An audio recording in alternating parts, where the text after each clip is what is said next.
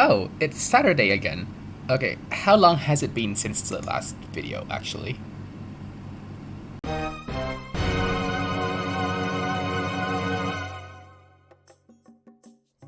Hi, everyone. I'm not dead. It's been a while. Welcome back to Nordic Kitty. So, I decided that I want to see how some of the projects going on, like World Scenery Free, is going. So, here I am on this page on the FlightGear wiki listing the World Scenery Free packages that people have generated so far, all available for download. And I think I'll look into this Switzerland package, which is reasonably detailed and covers a relatively small area.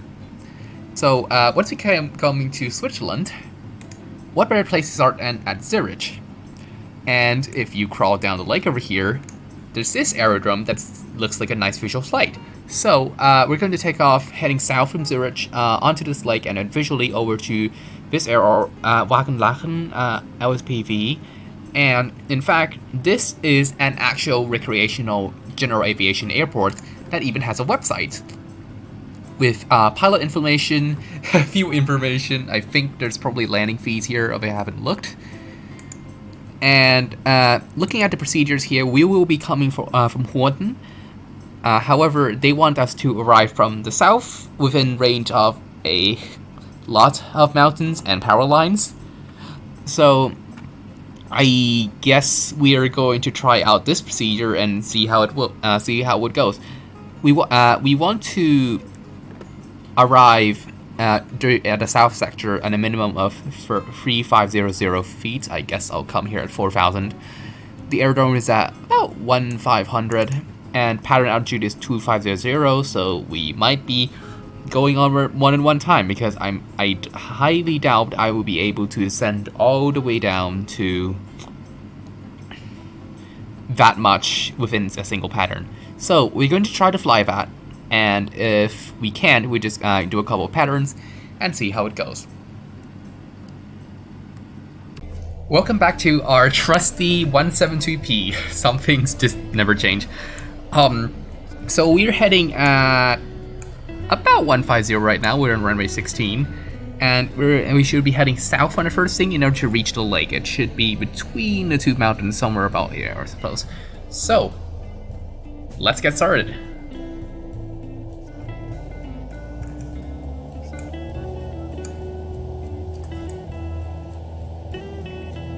So, by the way, one of the things about World Scenery Free is that, as you may be able to see between the forest and the grass fair, it is mainly a raster-based scenery.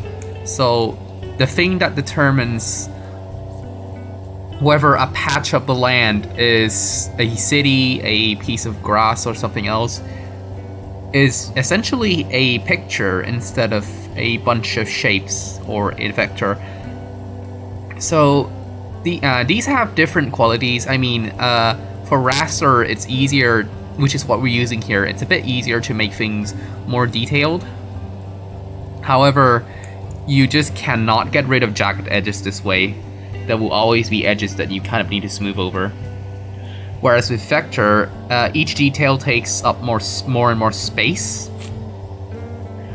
But it also means that you can have sharp lines.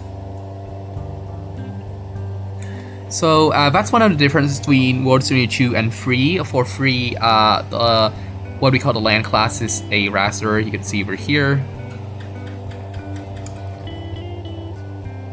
And in World Scenery 2, it is a vector. However, there's actually a bit more to that than just this. Because World Scenery 3 is using a completely different thing that is less homegrown, called Virtual Planet Builder. So hopefully things like level of detail and I guess GPU stuff too will be a lot more maintained and high quality, because we can benefit from work done elsewhere. So, and there is the lake that we have done earlier. There seems to be a bit more smog than would usually be appropriate for VFR, which I am a tiny bit concerned about. Let's see. So because raster is not great for some things, like these rivers, we actually drape some features like this stream or perhaps river over here using vector information from OpenStreetMap. I think this one. So you can see, for example, that it has the signature vector angled lines next to it, and it also runs into the lake. So that's not right.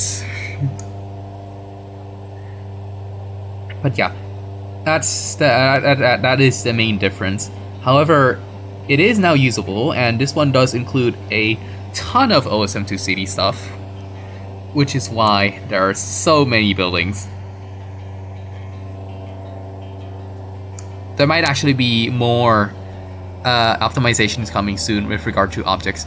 Anyway, I am actually going to dive down a little bit and try to go down to the coastline to see if we can spot the zigzagness of the land class a bit more. The airport is still a while away, so we'll still have time to get back up to 4,000.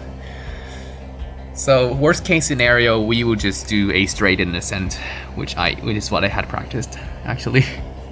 One extra benefit of the new scenery type is that because the tooling has not had time to, atrophy, it is considerably easier for anyone to start coming in and generating new scenery, as long as they can create the necessary data. So, for example, when the final version of WS3 technology comes out, we will have the most up-to-date airports, because we can actually finally regenerate the airport information from the latest data available, now that we can actually run a scenery generating process. There was a dream actually to make it so that airports are slotted into the scenery in real time, however, at runtime actually. However, that did not pan out, and the airports are actually still using old style technology. Yeah, for example, like here, you can clearly see the jagged edges that form the shoreline. That is one disadvantage of doing it this way. There were plans to smooth it out, but apparently, I guess it did not catch on. And having detailed land class data right now, each pixel is about 5 meters wide. Oh, the shadow glitches are back. Also means that, for example,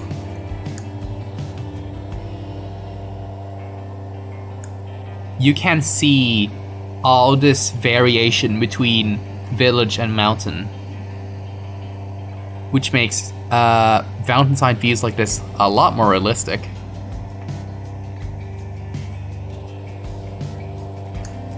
I still can't fly looking out the side of a window.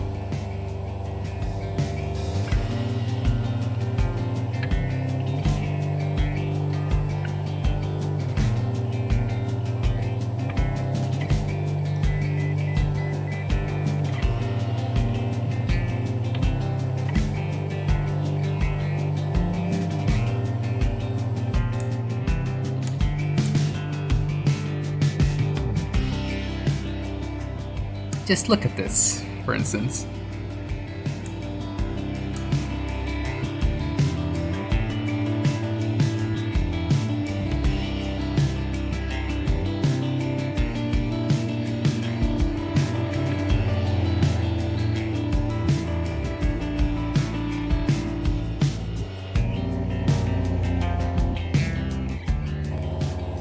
Okay, this thing right here is actually a landmark, so the airport will be about there.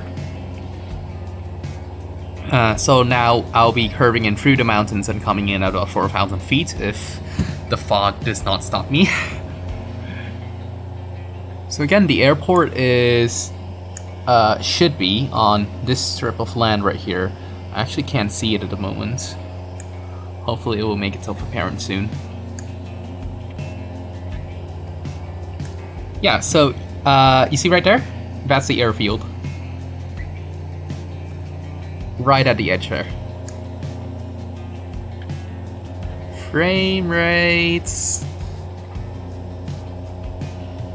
I guess something decided to kick in. Alright, I'm gonna start dropping the throttle for descent.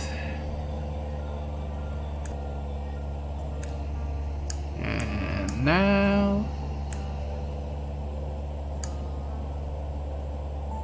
we'll be flying north to a beamed airfield and descending to 25,000 on flaps 1.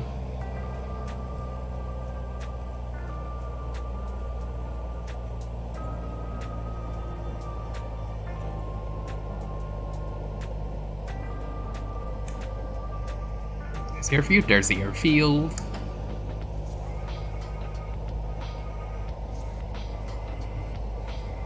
The altimeter is always going to be adjusted by default on the built-in. Flaps 1.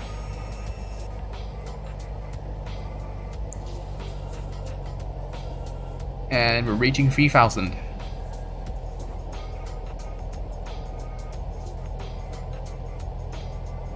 I think we can ease it off a little bit. Once we're in the middle of the lake, we will do 2,500. Those buildings over there on the other side of the house, they also love noise abatement, so we need to restrict them too, and yep. We're gonna fly along the middle of the lake. Pattern altitude is 2,500, so we're gonna pull up a bit. A bit more. And now throttle. We're not flaps free territory yet.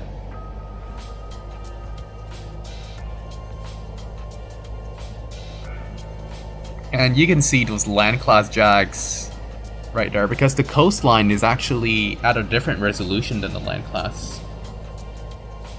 So yeah, a beam a cell tower, and we add a bit of power.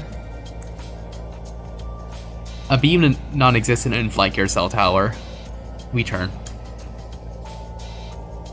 Actually, it's probably a mountain, not a cell tower. Anyway, we're gonna start.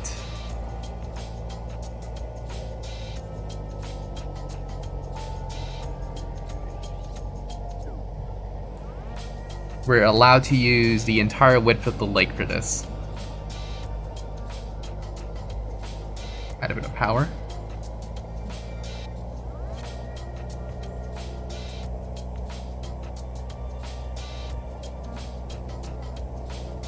I'm only going to be on flaps 3 once we know we will be there.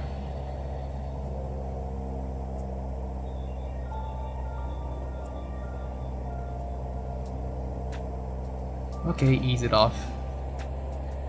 We might be too low. And flaps free. Ease it off. We're 2,500. And there's the field.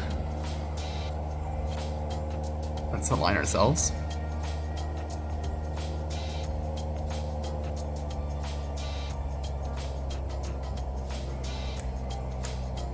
A little bit high now. C's are off.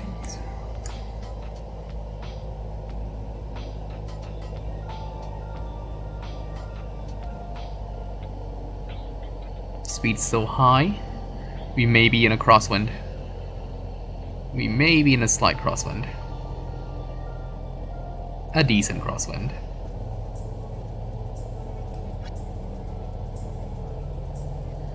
And we're established. Oh god, that was flaps. Okay.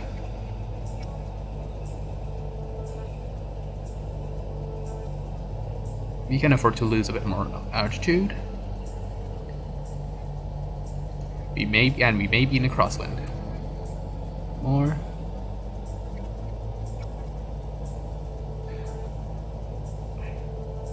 It's disappearing behind the compass.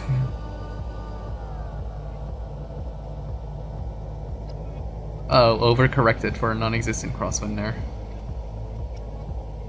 There is a crosswind. And no speed. And low speed.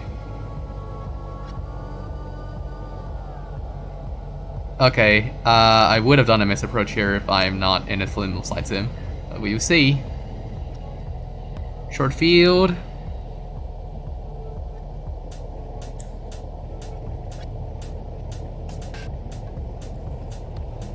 Oh, I'm in the grass. A bit.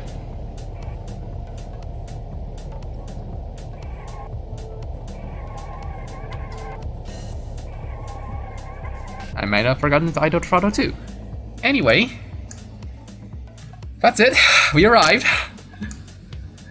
Although we are a bit more shaken than usual. At this little airport that even had at Wangen-Lachen, which even has models for some planes that people fly here, because this is probably a relatively well-established flying club. So that was a fun approach.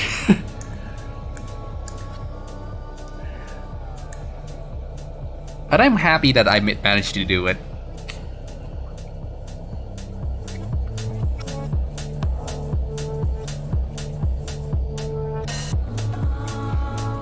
That's it for today's episode of Dirty Kitty. Glad to be with you guys again, and I'll see you again next time. Safe flights.